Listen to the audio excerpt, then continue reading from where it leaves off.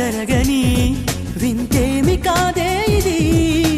పరిమళం వెంట పయనించే పరుగు తడబాటు పడుతోంది. పరిణయం దాకా నడిపించే పరిచయం తోడు కోరింది. దూరం తలొంచి ముహూర్తం ఇంకెప్పుడొస్తుంది.